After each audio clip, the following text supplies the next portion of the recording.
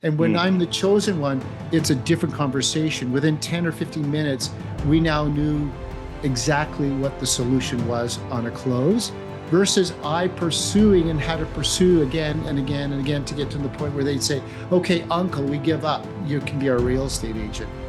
And that's how I scaled from 50, 60, 70, 80 to, personally selling 150 plus homes a year.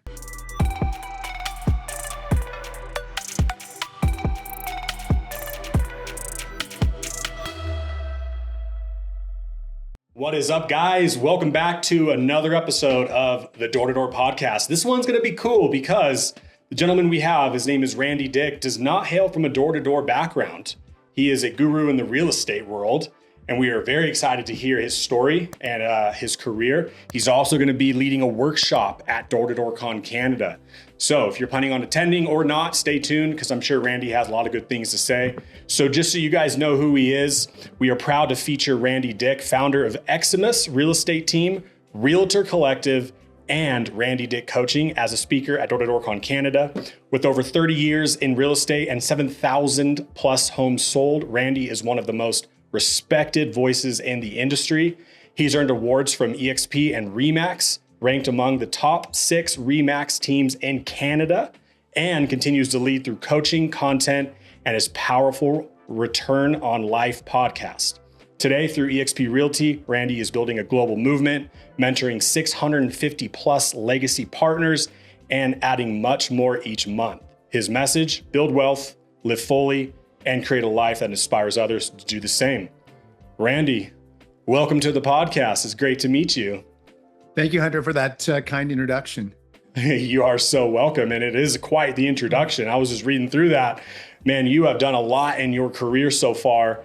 And just for myself and for our listeners, can you give us just a background on what led you into your career in real estate? You can even go before that and kind of talk about who Randy was prior to the career in real estate and just what led you to doing such big things that you've done and are doing today. Yeah, well, I grew up on a grain farm in southern Alberta, and I knew that I wasn't going to be a farmer. I just didn't want to be a farmer. I wanted to be in sales. Yeah. And I thought that clothing sales, owning a clothing store would be pretty cool. So I did work in a clothing store for a while, but that wasn't really what was really driving me. I wanted to be more technical. So I got into the sporting goods industry. Okay. And I worked in a sports shop for about 6 years. I ran, managed, hired, fired, bought, sold, whatever it took to run a store. That's what I did, but it just wasn't something that was going to be fulfilling there for me either. So I had a friend that was in real estate, and he said, gosh, what I see you do in this store every day, the technical advice you give about skis and tennis rackets and shoes and all that, you'd be awesome in real estate. I had no idea, zero idea about real estate. I had, very little understanding of what the industry was. But anyways, I got my real estate license because I saw how well he was doing. Sure. Yeah. And, I was earning $28,000 at the store, being a manager and all that. And I thought, gosh, if I could just earn like $30,000. And here was the crazy thing. I thought, and have evenings off and weekends off, life would be pretty darn good. Well, I realized early on, I got to work every weekend and I got to work every evening. But here was the cool thing. I earned $70,000 in my first year. And I thought, wow, oh my goodness, I've doubled my income. More than doubled. That's amazing. So I was rookie of the year in my office. And then the next year I just kept building on that and building on that. And I became the number one in my office in my second full year. Wow. So I kind of got hooked on it and got addicted to it and just started running with it. And, there's highs and lows, but along the way, I just started leveraging and building, and my leadership qualities kept improving. And I started running a team, ran a brokerage for a while I did own a brokerage for a while, but gosh, I just thought there was more value in just leading individuals rather than a larger group of agents at the time. And one thing led to another, and end up being top 50 in the world with RE/MAX, and top 5, 6 in Canada, and even just grew to a point where I've done over 7,000 That's real insane. estate transactions. Yes. I love it. Well, congrats to you on your successes. That's amazing. And you're a veteran now, 30 years plus in the industry. Wow. Yeah. Amazing. It's gone so quick though. Oh, I'm sure. When you're right? when you're having fun, and I say this, production solves all problems. It does. It So does. when you're highly productive, things just seem to work better everywhere in life.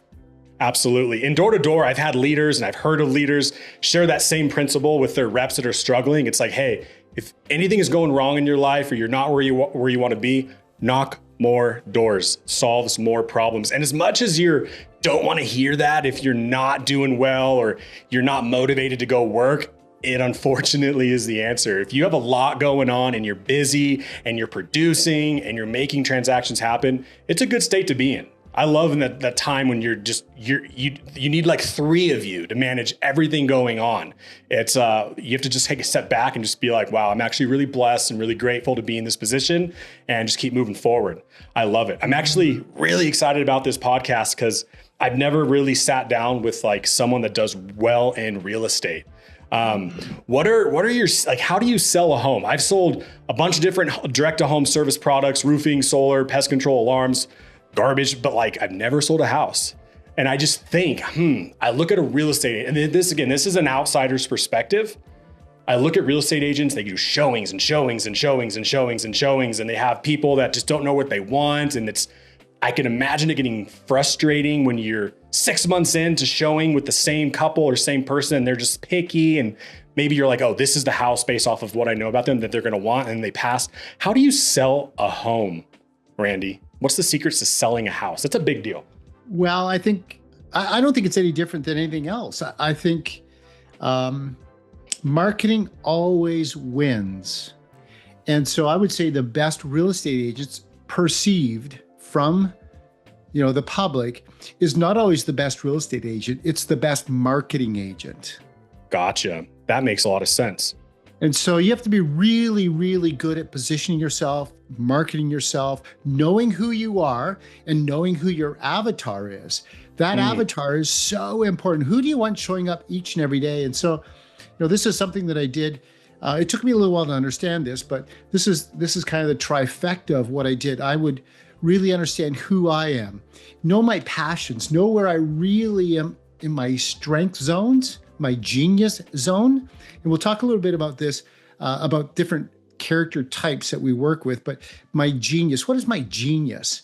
And then matching that with an avatar, the perfect client in my world, if I'm that agent.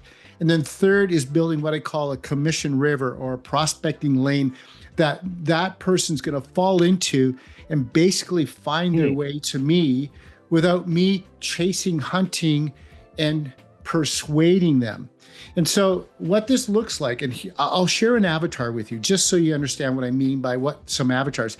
And I did this because I realized, gosh, how do I scale my real estate business? I'm already working 80-hour weeks. How do I take this from 60, 70 deals a year to 150 deals a year? The only way I can do that is I become what I call the chosen agent, the chosen person, rather than the chump. The definition of a chump is somebody that gets taken advantage of. They have to go and pursue and work at times that they go, why am I out Sunday night showing a house? Because I'm a chump, because I didn't take control. I wasn't the chosen agent. The chosen agent doesn't go out on a Sunday night to show a house because they're chosen. And that reversal of how you are pursued versus being pursued, how you pursue versus being pursued. And so I would have people just show up at my office and say, we're here to see Randy. And my assistant would say, well, I don't see you on Randy's schedule. No, we don't have an appointment. We just want to meet with Randy. We want him to sell our house. Wow. Unsolicited. So now let me share an avatar just to kind of bring it full circle. Sure. And I had many different avatars, but one was, and this is really fun, one of my passions was coaching my daughters in softball. Oh, okay. So I loved going to the ballpark. I loved being there. And I was there 4 or 5 times every week during ball season. And I would literally show up at the ball field, get out of my gorilla suit, the business suit. Yeah. Put on my coaching gear, and my wife would bring my daughter to the ball field, and then I would go and coach. Yep. But I loved it. It was my happy place. It was my genius zone, so to speak. And I thought, hey, my avatar are these softball players. Well, actually, they're not my real avatar. The real avatar is the parent, right? This is my passion. Those are people that fit into my passion. They all have a house to sell. This is my avatar. And then what I did is I used the ball field, the association, as my prospecting lane, my commission river, so to speak. So what I did is I went to the association. I said, I want to be the title sponsor of every team here. I want to be the title sponsor of the association. I want to put up banners everywhere that Randy's the title sponsor. I want to meet with every child, every team, every parent from every team, and every coach and manager from every team. I'm going to give them $500 of sponsorship money. But then what I'm going to do is build on that and say, listen, if you serve me and help me, I'll help you, the law of reciprocity. And so anytime you would send somebody my way, I'm going to send your daughter another $500 for their team. Wow. And I started running contests among all the teams. I had teams reaching out to me and say, Randy, we're doing a baller drive to raise money. Do you have flyers that we can deliver on your behalf? Wow. You had soldiers out there for you at this point. Exactly. It was duplicatable. So I would show up now at the ballpark. And the other thing that I would do is I always brand myself. My vehicles are branded in real estate. Okay. I wear branded clothing all the time. Like everybody knew I could have been the mayor of the town, right? Because of what I've done on my branding. But I would just walk onto the ball field and people go, hey, Randy, we want to get together with you next week. I have no idea who these people are, right? So they were saying, Randy, you're the chosen one. And when I'm the chosen one, it's a different conversation. Within 10 or 15 minutes, we now knew exactly what the solution was on a close, versus I pursuing and had to pursue again and again and again to get to the point where they'd say, okay, uncle, we give up. You can be our real estate agent. And that's how I scaled from 50, 60, 70, 80 to, personally selling 150 plus homes a year. That's incredible. Yeah, that's incredible. I had a question that I was going to ask you, but you, like you said, with the avatar, brought it full circle, utilizing where that genius was, the softball field, utilizing the different teams, et cetera, and how you kind of grew to be the chosen one. And I was going to ask, again, you answered it, but I still want to talk about it. There's so many, I've heard that a lot, not people that have done it like you, but people that want to do it. They want to network, market, and be known in their community, in their area, whatever, in their industry as the chosen one. They don't want to be the chump. They kind of think like that, but they don't know how to execute on it. They don't know how to position themselves to be the person that gets called when someone wants to go solar, or when someone needs a new roof, or whatever the services that they provide. So besides the softball element, that's really cool that you found that and utilized that and grew from there. Were there any other areas where you were able to capitalize on as well to kind of grow to be that? Absolutely. So I worked with investors. So investor was another one of my avatars. Builders, new construction, developers. So I had many different avatars. And so if we go, place it door to door. In fact, door to door could be your avatar. Door to door could be your avatar. And then you just have to position yourself in being the chosen, the way you handle yourself. And one of the other things I wanted to mention is the ability to communicate is so important. Your communication skills end up being your net worth skills. 100%. And so, how you can communicate and read people quickly and understand human behavior. And this is what I really want to share in Calgary too, is about, the 5 different client types that, you're going to meet in a pain situation. People make decisions generally when they're in a pain situation, or that's what really triggers. And we're always trying to do one thing as individuals when we're helping somebody see the value of what we do. We're trying to unlock their trust brain. Unlock their trust brain. Everything we share, do, say is trying to unlock the trust brain. So that avatar, it was easy for me to unlock that softball parents' trust brain because they saw me of service in that environment. They saw how I treated the association, the girls that I coached, the other players, the other coaches. So I was continually unlocking and giving them a reason to like me, and that liking me was unlocking their trust brain. But let me ask you this, Hunter. Do you think people make decisions for two reasons? Pain or pleasure in most cases, right? That pushes them to make a decision. For sure. Which one's more powerful, pleasure or pain? If I had to guess, I would probably go which is a more motivating decision maker. I would probably say pain. Yeah, absolutely. For sure. Pain means it hurts. It's awful. I get to the point where I might even surrender. It's so painful, right?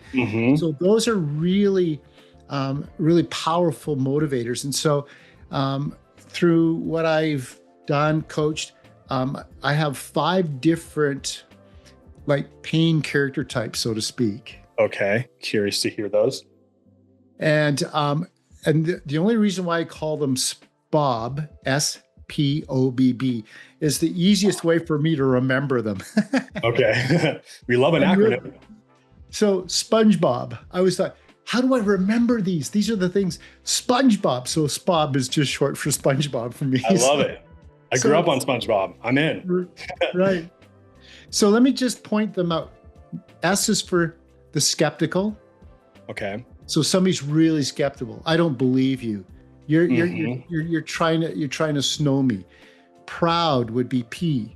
They're so proud. They know everything. They know more about alarm systems than you could ever know. They know more about real estate. They're telling me everything about real estate. Oh, the overwhelmed. I know I need to make a decision, but I'm just so overwhelmed. The first B of SPOB is they're broke. They're broke. They just can't afford it. Their mindset is broke. They just don't think they can afford it. And then the last one is they've been burned by somebody before. Ooh. They've been burned. And so, and I'm not going to say this is the accurate time, but I say unlock the trust brain in 17 seconds or less. Wow. How do we do that? So we're door to door, right? This is really important. Door to door. Super important. How do I unlock the trust brain in 17 seconds? So what I want to do is unlock it, but I want to find out which character type am I in front of? See, because when you can match your conversation, your communication with that character type, you've now opened the door. You've literally opened the door. So Hunter, we all have these pain elements somewhere in our life. I call them adversity moments. And so if I have one of these, so maybe Hunter, maybe I'll ask you, can I ask you a question? Ask away. Out of these 5, skeptical, proud, overwhelmed, burned, or broke, which one do you relate to the easiest yourself?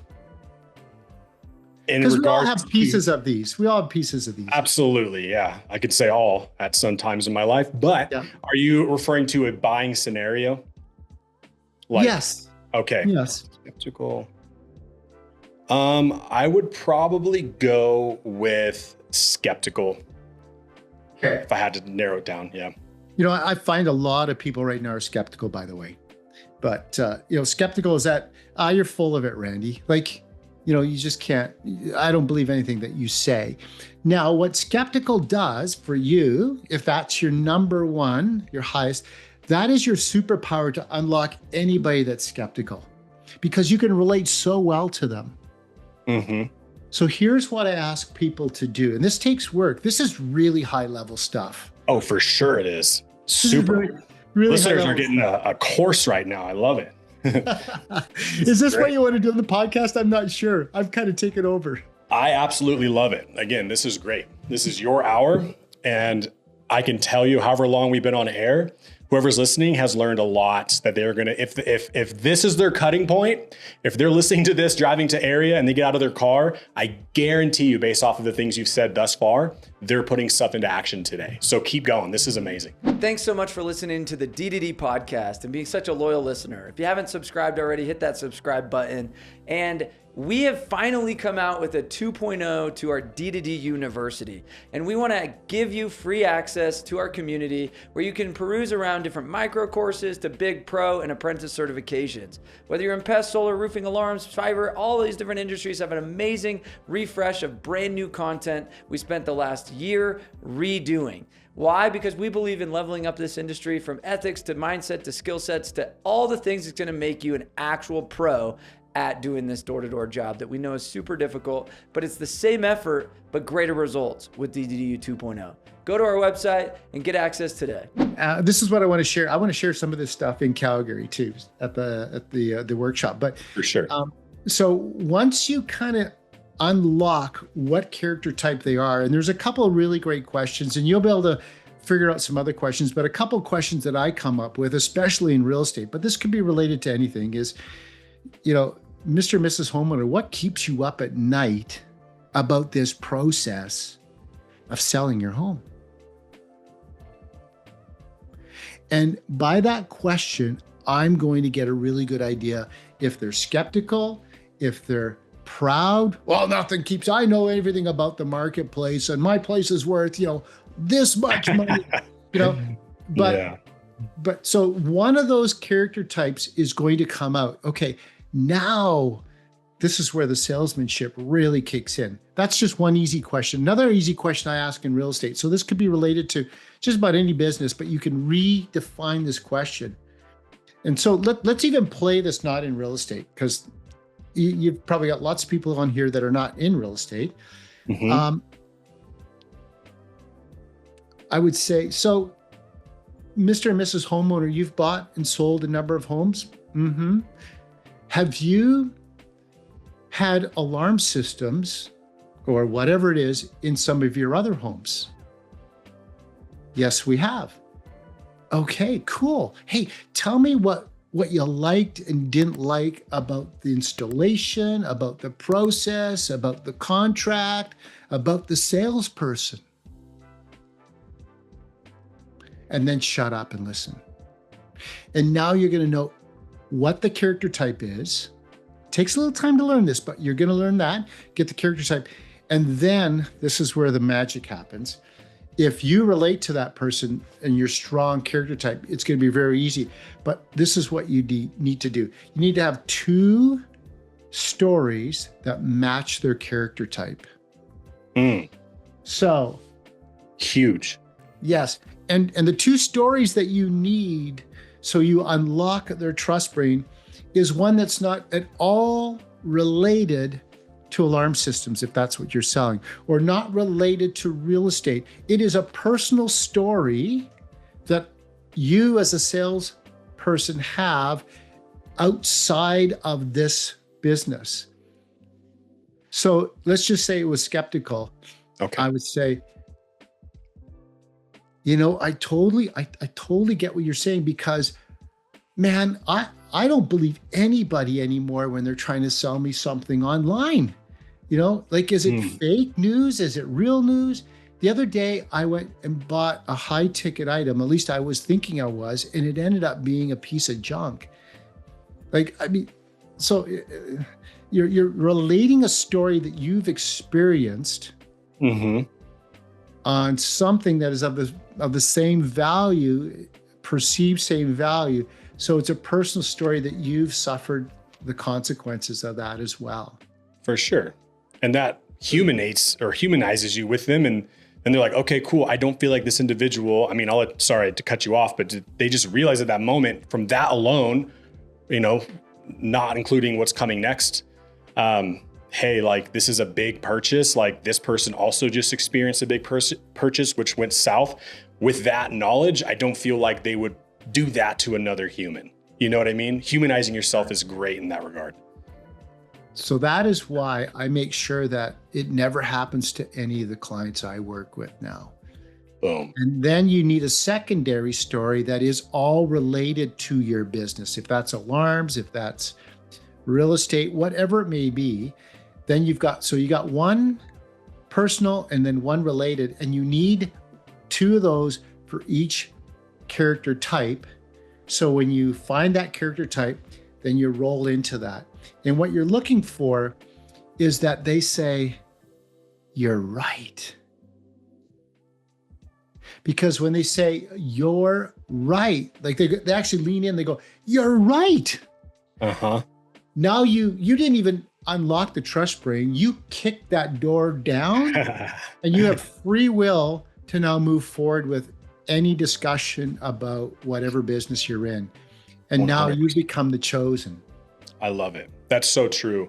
The best sellers in any market or industry sell with just high level questions, very high level questions. And that, Randy, those questions, your acronym SPOB, is something I personally have never heard before. It's very niche and it helps you understand what type of buyer that they are and how to proceed forward. I think that's genius because, I mean, there's tons of great questions and tons of great genres of questions in sales, but that's a very specific one, understanding what type of buyer you have. A lot of sales, I mean, even great sales reps focus a lot on not that, they focus more so on like, what are they going to be buying more of, logic or emotion? What are their exact hot buttons, as they call it, in sales? But that's great for anyone listening in sales, which all of you, majority of you are, to really relate to your buyer, understand who you're working with, to how to ease that, tension, unlock that trust brain, and move forward. That's phenomenal. Yeah. Thank you for sharing that. You're welcome. I think far too often, and I was guilty of this for years and years and years, it was always selling features and benefits. Yes. Why you should use Randy and why this. But the moment we start justifying why it's we lose them. Because justifying means that now we are trying to sell ourselves rather than to help them. And when we're selling ourselves or selling our product, that gets a lot of pushback. But when we can help them see a solution and see the solution through their eyes, it's almost like, imagine if you're at the door, you actually go around and you stand beside them, put your arm around them. Now, what would the questions they would be asking me? What's going through their mind right now? There's that, there's those two movies, what men can what's that one movie about women can understand what men want? Anyways, yeah, I know the movie. If we could just really ask ourselves, what would the question from this client, this potential customer really be? Then we really unlock their trust brain. Absolutely. That's powerful stuff. I appreciate you sharing. So it's very indicative that you are a really good coach. So I'd like to talk about that for a little bit. Obviously, you started off in the sales world of real estate and moved your way up. What point in your career did you pivot to or add Randy Dyck coaching? Like, was there like a aha moment where you just got satisfaction from helping someone that just kickstarted it, or was it a gradual process? But yeah, what was that like for you? Great question. It was at a point when I couldn't keep up anymore with all the potential business. I was just letting leads fall off the side of my desk. I was overwhelmed. I was pulling in massive hours. I was showing up at the office, at 6 a.m, wouldn't get home till 9 o'clock at night, wouldn't eat all day. And I just thought, this is ridiculous. I've got so much. So I hired my first agent to be on my team. Okay. And then I realized, oh my goodness, I got to train this kid.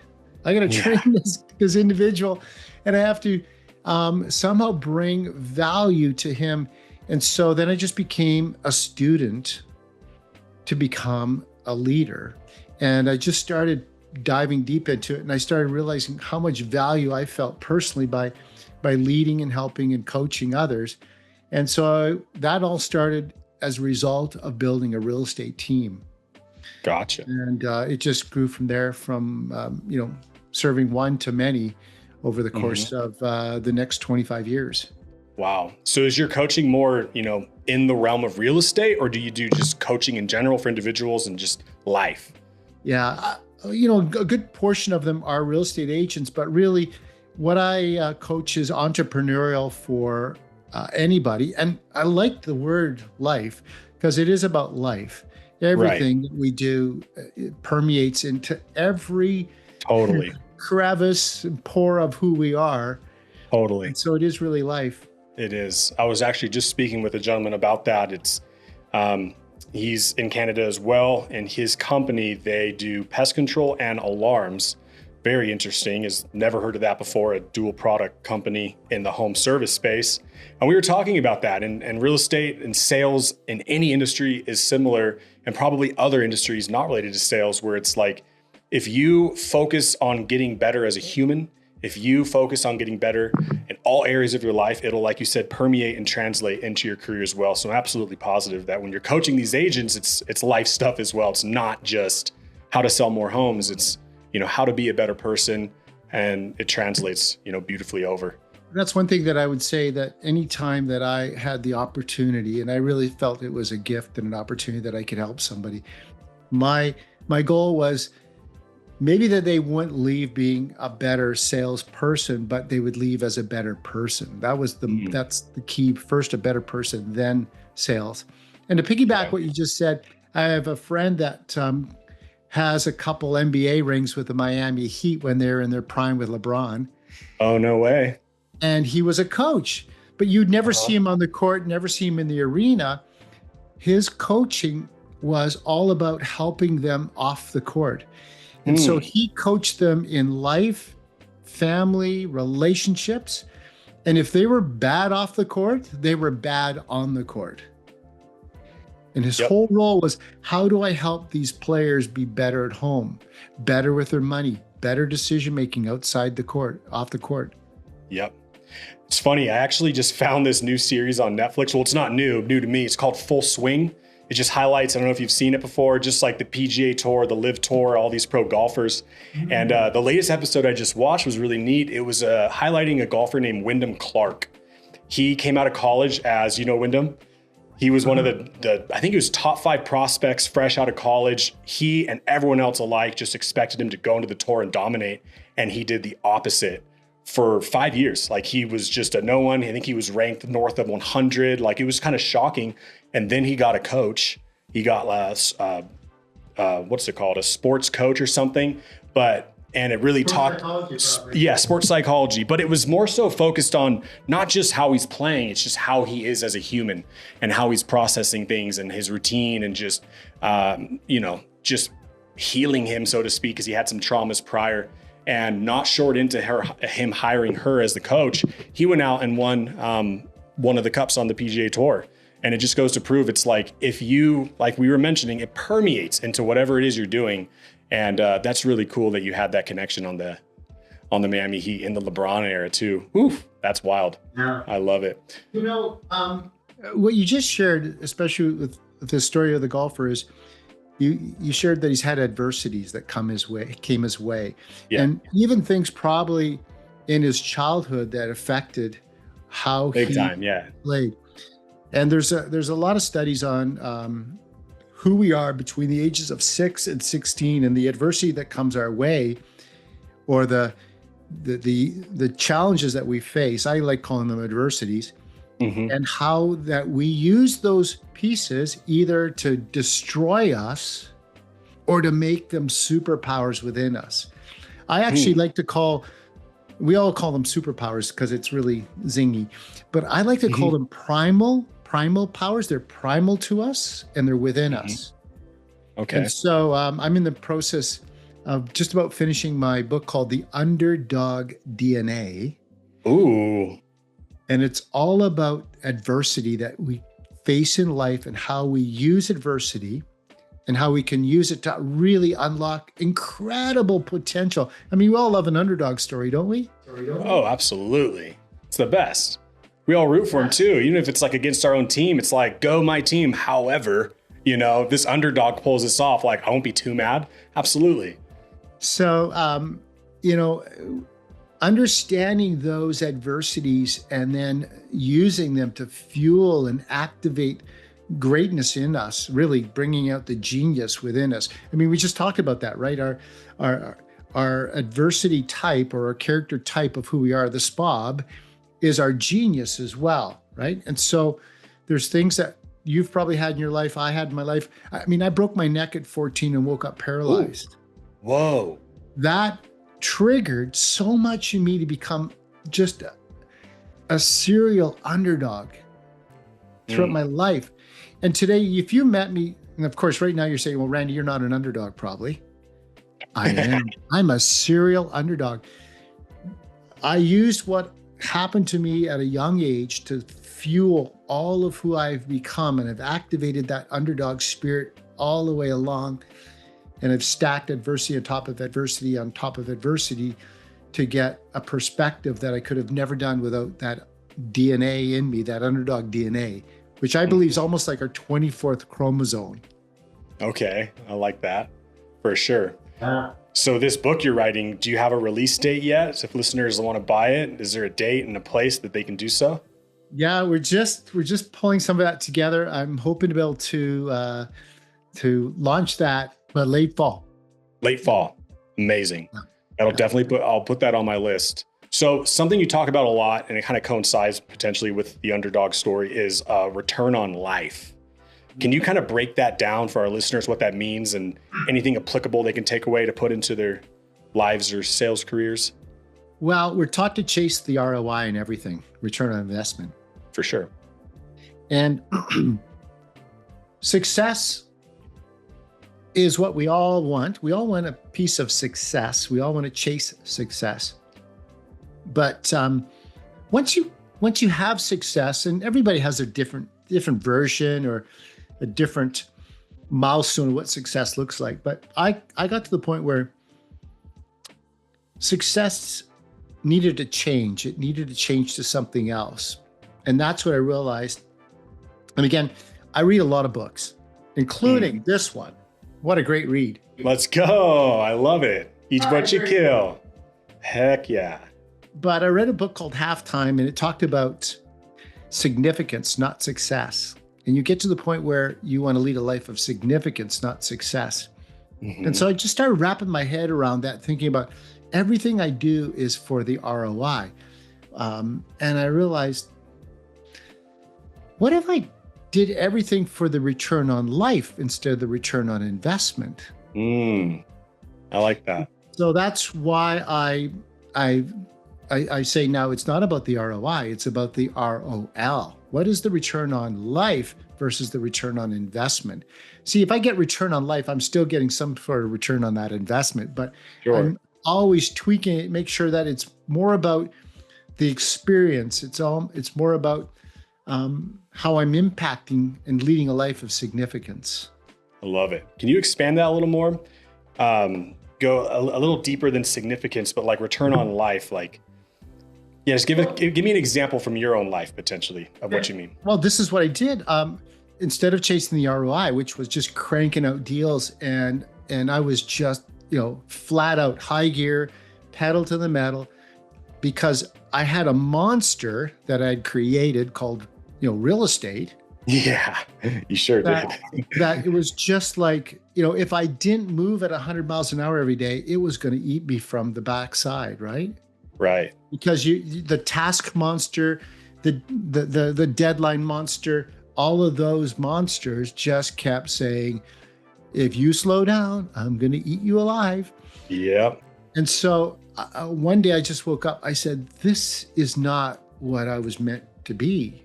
Maybe there's a season, but I think that season's past. How do I create more about life? How do I spend more time with my family, or more time on my hobbies, or more time in my genius? And I pulled away for a couple of weeks. I did something different in COVID.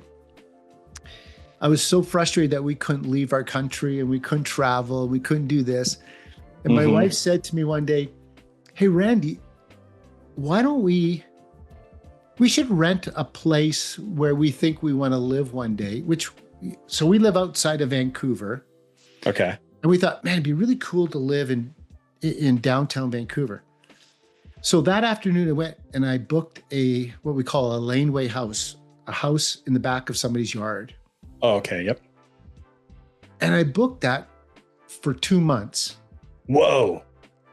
That's wild. Just to see. Just to see.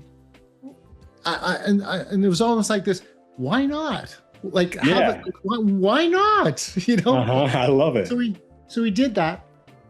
And I just couldn't believe the peace, and more importantly, the creativity. The creativity that I started having. While staying in there for 2 months? I still was working. But just changing the place and seeing everything through different eyes or glasses, so to speak, just gave me a different perspective. And that's what I thought, gosh, you know what? I may not make as much money, but look at the brightness in my eyes. Look at the joy I'm getting each and every day. And so that's where I said, it's got to be about the ROL, the return on life, versus the return on investment. So I love that. That's where I coined it. I love it. So after those 2 months, did you guys just kind of get the Vancouver feel out of the way and come back, or did you end up actually moving there? We did not move there. We went back home, which is about an hour's drive out of Vancouver. Okay. And we realized that Vancouver wasn't for us, which was good. Good, yeah. But we did know that we wanted to move. So now we live on the Pacific Ocean. I can see the water right outside my window. No way. Oh, I'm jealous. That's amazing. I love it. I'm a California Pacific coastal kid myself, now living in Utah. So I'm very envious of your view right now. I love it. Well, this has been great, Randy. Obviously, you have a lot to share, and I want to keep some things under wraps for Door-to-Door Con Canada and not, have you give it all away. Will this be your first time having any sort of involvement or a speaking sort of a gig with anything door-to-door related? Well, real estate is door-to-door as well. We do a lot of correct, yeah. real estate. But yes, this would be my first time on a door-to-door stage. Yes. Oh yeah, you're gonna crush it. They're gonna love you. What excites you the most about this event? Well, I just love inspiring people. How can I help people be 1, 2, 3, 4, 5% better if I've had some opportunity to share something with them? So it's about that thing, leading a life of significance. Can I be significant in somebody's life, even if I don't know them? What can I share that would help them become better in their game and better in life? Okay, that maybe answered my next question, which was, what can attendees expect to take away from your workshop to elevate their sales or business? I think my perspective and on scaling and the success that I've had, I'll be able to share some really great techniques. Some of them are a little bit high level, but there's a lot of things that are very super, super simple.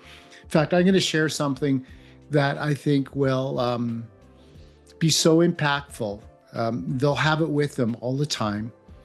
They'll be able to walk with it, talk with it, and it'll be in their pocket. And it's not a phone.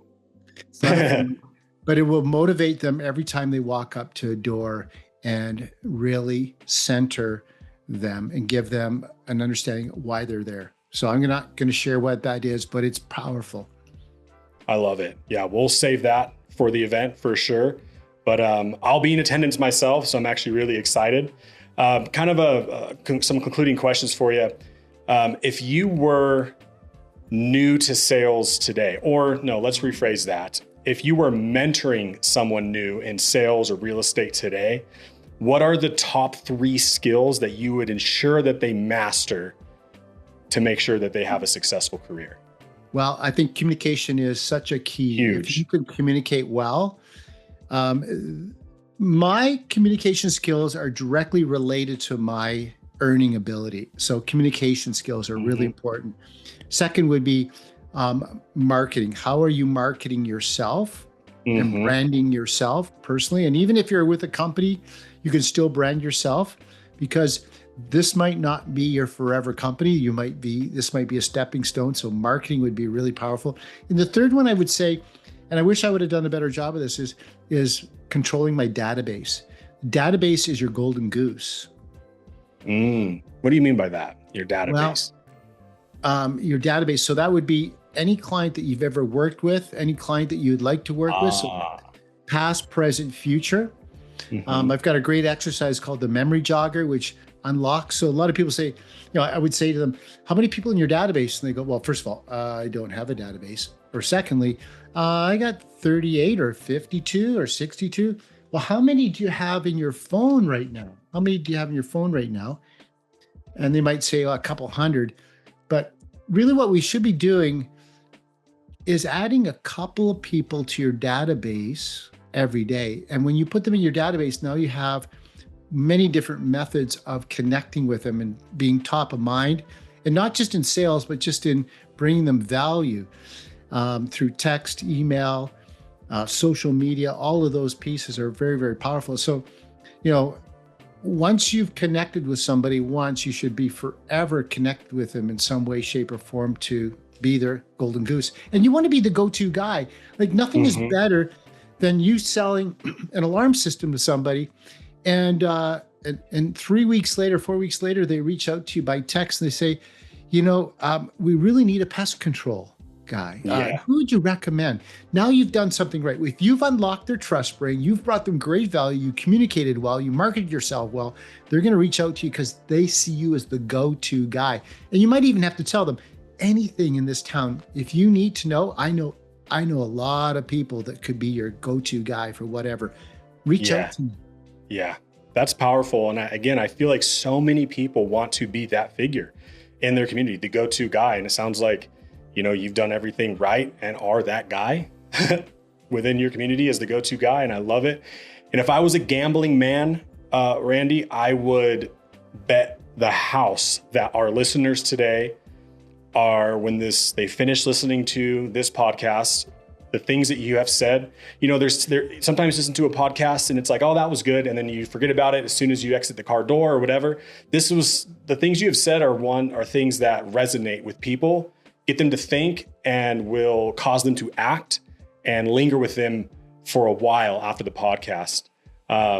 Really good stuff. And I know listeners are going to want to follow along and connect with you more after this podcast. Where can they do that? Are you active on social media? Where can they find you? Yeah, best would be just to follow me on Instagram or Facebook. Randy C. Dyck. Randy C. Dyck. Yeah. Okay. At Randy C. Dyck, Dyck with a Y. Correct? Dyck with a Y, yeah. Dyck or Dyke. You pronounce it any way you like. Just call me. I'll answer. I'll come. I love it. Well, you definitely gained a follower today, but I appreciate your time, Randy. Guys, Randy is going to be at Door to Door Con, as we've talked about, hosting a workshop panel, going more in depth as to the things he just discussed today. If you're on the fence about coming, I think him alone, his workshop alone, is worth the small ticket fee. So please go. I'm curious to attend, and for the thing I get to leave inside my pocket, I'm curious to see what you have to share. It's been a pleasure. Actually, real quick, how did you connect with Sam? I'm curious. Sam and I were at an event together. He spoke, I spoke, and we just connected at that point. And I love it. I actually have Sam coming to one of my events. So nice. Week later, Sam's coming to Vancouver to one of my events. So I'm excited to have Sam at my event. Amazing. He's going to be a Canadian after that second event. No, I'm just kidding. Well, Randy, I appreciate your time. It's been amazing. I'm sure people will want to follow along. And if you like this podcast, you know what to do. Like it, subscribe, follow along, leave a comment. What's your biggest takeaway from Randy today? Leave a comment below. I'm curious myself. I do check these to see. And Randy, it's been an absolute pleasure. Looking forward to getting to meet you in person and learn from you up in Canada. Right on, Hunter. Thanks for having me. And I'm Looking forward to Calgary. It's going to be great. Absolutely. All right. See you guys.